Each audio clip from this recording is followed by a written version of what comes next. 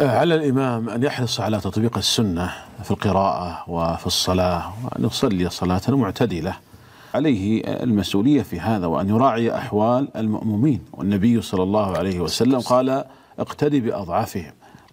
والمهم هو أن تحصل الطمأنينة في الصلاة. الطمأنينة هي ركن من أركان الصلاة، ولذلك قال النبي صلى الله عليه وسلم للمسيء صلاته: ارجع فصلي فإنك لم تصلي. قالها 3 مرات.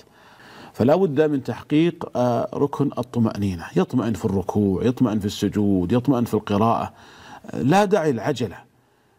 لكن أيضا لا يشق على المؤمنين، العبرة بالأغلبية. إذا كان معظم المؤمنين يرون أن الصلاة طويلة ينبغي أن يخففها، وأن يراعي أحوال المؤمنين، ويستحضر أيضا أن الناس الآن ليس كالناس في زمان الصحابة أو التابعين، يعني فيراعي اختلاف الأحوال واختلاف الأزمان.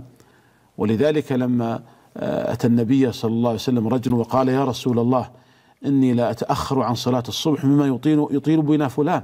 فغضب النبي عليه الصلاة والسلام ودعاه وقال: أيها الناس، إن منكم منفرين، أيكم أما الناس فليخفف، فإن من ورائه الكبير والصغير وذا الحاجة.